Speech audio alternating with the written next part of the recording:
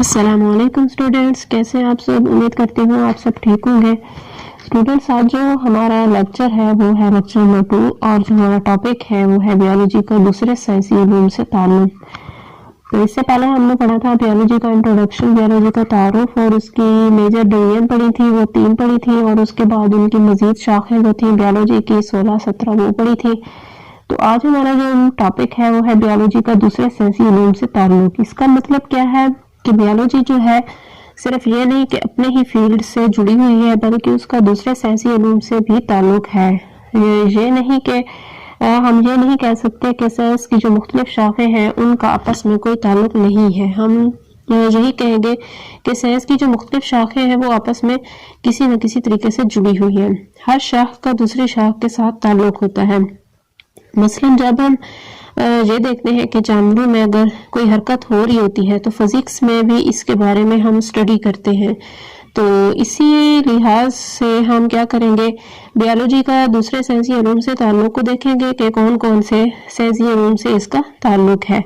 तो सबसे पहले आपको ये बता दूं कि कौन कौन से फील्ड से ये जुड़ी हुई है। तो एक है फिजिक्स, तो हम इसे क्या लिखेंगे कि ये है बायो फिजिक्स। कौन सी है? बायोफिजिक्स। उसके बाद जो दूसरा है वो है बायोकेमिस्ट्री। कौन सा है? बायोकेमिस्ट्री। जो केमिस्ट्री से रिलेटेड है वो है बायोकेमिस्ट्री। फिजिक्स से रिलेटेड बायोफिजिक्स और मैथमेटिक्स से जो रिलेटेड है उसे कहते हैं बायोमेट्री, या फिर आप इसे कह सकते हैं बायो मैथमेटिक्स। या आप क्या लिखेंगे? Bio mathematics.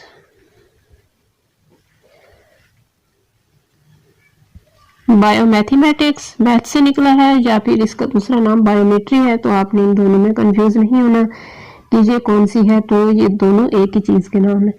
और आ जाता है चौथे नंबर पे बायोजियोग्राफी। कौन सा है? बायोजियोग्राफी। उसके बाद पांचवें नंबर पे जो जिसके साथ इसका रिलेशन है या ताल्लुक है वो है बायो इकोनॉमिक्स। अब सबसे पहले हम देखेंगे कि बायोफिजिक्स क्या है। तो बायोफिजिक्स जो है इसका ताल्लुक फिजिक्स के उन कवानीन से है जिनका जो इस्तेमाल होता है वो बायोलॉजी के जो मुख्तलिफ काम हो रहते हैं उनसे रिलेटेड होता है।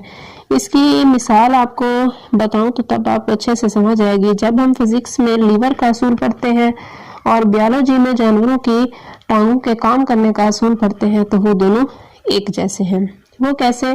जैसे कि जानवरों की टांगें काम करती हैं कि वो उन्होंने क्या करना होता है, एक तो हरकत करती है और दूसरा उन्होंने एक किस्म का बोझ उठाया होता है, वजन उठाया होता है। तो जो लीवर होता है, लीवर का असूल भी ऐसे होता है, वो वजन उठाने के काम आता है। और तो जब हम इन दोनों को मिला के देखेंगे तो ये हम क्या करेंगे कि ये बायोफिजिक्स है।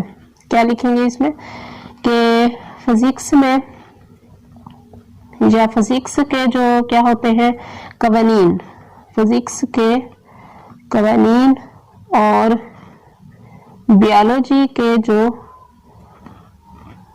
इस्तेमाल होते हैं, या बायोलॉजी के भी आप कवानीन लिख सकते हैं या इसके इस्तेमाल, वो दोनों एक जैसे होते हैं। कैसे एक जैसे होते हैं? जैसे मैंने एग्जांपल दिया आपको कि जानवरों की जो टांगे होती हैं उनके जो हरकत करने का असूल या फिर उन्होंने एक किस्म का बोझ उठाया होता है, वजन उठाया होता है। और फिजिक्स में जो लीवर का असूल पढ़ा था उसमें भी ऐसा ही होता है। तो ये दोनों जो है एक ही कैटेगरी में आ जाते हैं, इन दोनों का आपस में रिलेशन है, तो इस चीज को कहते हैं बायोफिजिक्स। उसके बाद है बायोकेमिस्ट्री।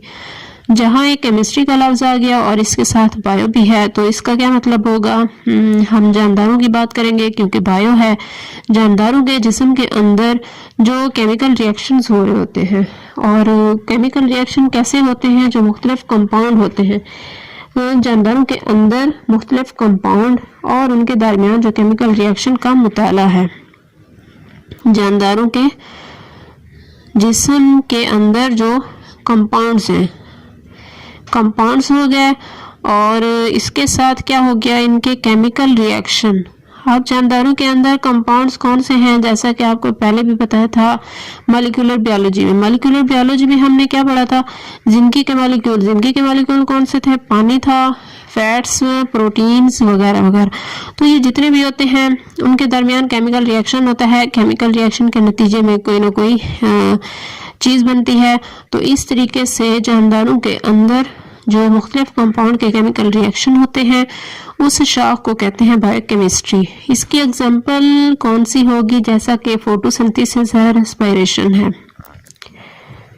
फोटोसिंथेसिस हो गई, या फिर इसके साथ साथ जो रेस्पिरेशन हो रही होती है हमारे जिस्म के अंदर,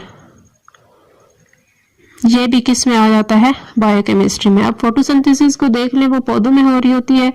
पौधों में जब पानी और कार्बन डाइऑक्साइड सूरज की रोशनी और क्लोरोफिल की मौजूदगी में मिलते हैं तो इसके नतीजे में ग्लूकोज बनता है और इस प्रोसेस को कहते हैं फोटोसिंथेसिस। ये सिर्फ पौधों में होता है। और रेस्पिरेशन जो होती है पौधों में, या जो कुछ बैक्टीरिया आ जाते हैं, एलजी वगैरह, तो जो रेस्पिरेशन है ये तमाम जानदारों में होती है। दिन के वक्त भी होती है और रात के वक्त भी होती है। इसमें क्या होता है, ये फोटोसिंथेसिस का उलट प्रोसेस है और इसमें एनर्जी पैदा होती है, बनती है। तो ये बायोकेमिस्ट्री में आ जाता है। उसके अलावा बायोमेट्री है या बायोमैथमेटिक्स है। अब बायो का मैथ से भला क्या ताल्लुक है, तो इसमें भी इसका मैथ का कोई ना कोई इसका ताल्लुक होता है। वो कैसे होता है, जब हम बायोलॉजी में मुख्तलिफ तजर्बे कर रहे होते हैं लेबॉर्ट्री में, तो वहाँ पे जब सारा डाटा कलेक्ट करते हैं तो वहाँ पे मैथ के असूलों को समझा जाता है। जब हमें मैथ के असूलों का पता ही नहीं होगा तो फिर क्या करेंगे, हमें जो हमने डाटा इकट्ठा करना होता है वो हम डाटा इकट्ठा नहीं कर सकते। तो हम इसमें क्या लिखेंगे कि इसमें जो मैथमेटिक्स है,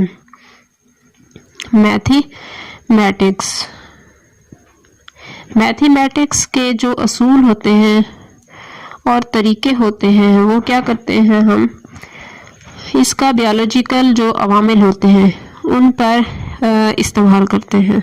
तरीके और बायोलॉजिकल अवामिल पर या अवामिल में इस्तेमाल करते हैं।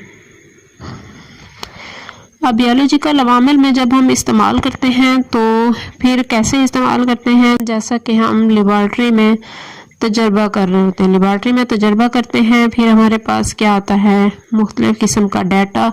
अब ये मुख्तलिफ किस्म का डाटा है तो हमने इसकी औसत भी निकालनी होती है, इसे प्लस भी करना होता है। इसके अलावा कुछ और भी इसके असूल होते हैं। तो ये सारा समझने के लिए हमें मैथ के असूल और तरीके समझने होंगे, तभी जाके हम ये सारा प्रोसेस कर सकेंगे। तो ये सारा समझने के लिए हमें मैथ समझनी पड़ती है। तो इस शाख को, जिसमें हम मैथ के असूलों को देखते हुए बायोलॉजिकल अवामिल को क्या करते हैं, इस्तेमाल करते हैं, तो उसे कहते हैं बायोमेट्री। उसके बाद है बायोजियोग्राफी। तो बायोजियोग्राफी में क्या आएगा, ज़मीन के जो मुख्तलिफ जोग्राफियाई इलाके होते हैं, बायोजियोग्राफी। तो इसमें ज़मीन के जो मुख्तलिफ जोग्राफियाई इलाके होते हैं वहाँ पे जानदारों की स्पीशीज़ की मौजूदगी का पता लगाते हैं और वो जो स्पीशीज़ है कहाँ कहाँ तक फैली हुई है। कैसे, जैसा कि अगर ज़मीन के मुख्तलिफ जोग्राफी, ज़मीन का एक इलाका नहीं बल्कि मुख्तलिफ जोग्राफियाई इलाके, वहाँ पे स्पीशीज़ का ये तो देखेंगे कि स्पीशीज़ की मौजूदगी, इलाके में स्पीशीज़ की मौजूदगी, एक तो स्पीशीज़ की मौजूदगी देखेंगे और दूसरा क्या देखेंगे, उसका फैलाव, कि वो पहले ये देखेंगे कि स्पीशीज़ मुख्तलिफ इलाकों में है या नहीं है, और दूसरा ये देखेंगे कि वो कहाँ कहाँ तक फैली हुई है, किस इलाके में कम है, किस इलाके में ज़्यादा है, किस इलाके में है, किस इलाके में नहीं है। ये सारा जो हम वो करेंगे, स्टडी करेंगे, मुताला करेंगे, वो बायोलॉजी की जिस शाख में करेंगे उसे कहते हैं बायोजियोग्राफी। तो इसके बाद है बायो इकोनॉमिक्स। बायो इकोनॉमिक्स जो है ये है मुआशी हवाले से जानदारों का मुताला। किस हवाले से, मुआशी हवाले से जानदारों का जो मुताला किया जाता है। अब इसमें आप ये देखें कि एक तो लफ्ज़ बायो आ रहा है, बायो का मतलब क्या है, जानदार, और इकोनॉमिक्स क्या है, मुआशी हवाले से जानदारों का जो मुताला है उसे कहते हैं बायो इकोनॉमिक्स। इसकी आपको समझ इस तरीके से आएगी अगर हम क्या करते हैं, फर्ज करें हम गंदम काश्त कर रहे हैं, तो हम क्या करेंगे, गंदम का पहले बीज लेंगे, उसे फिर ज़मीन में बोएंगे, उसके बाद क्या करेंगे, वो जो गंदम होगी वो उगेगी, फिर हम उसकी काश्त करेंगे, फिर हम देखेंगे कि हमें नफ़ा आया या नुकसान आया। तो जो हमने एक क्या किया, खर्च किया, गंदम की काश्त, गंदम की जो हमने फसल थी उस पे जो हमने खर्च किया, बीज वगैरह लिया, उसमें खाद डाली, पानी दिया, सारा कुछ जो है खर्च इकट्ठा करेंगे और उसके बाद क्या करेंगे, जो हमें नफ़ा हुआ या फिर नुकसान हुआ तो उसको देखते हुए जो हम औसत निकालेंगे तो उसे जिस शाख में हम मुताला करेंगे उसे कहेंगे बायो इकोनॉमिक्स। तो यहाँ तक अगर आपको कोई भी इशू है तो आप कमेंट सेक्शन में पूछ सकते हैं। नेक्स्ट हम फिर अगला टॉपिक स्टडी करेंगे। यहाँ तक के लिए अल्लाह हाफिज़।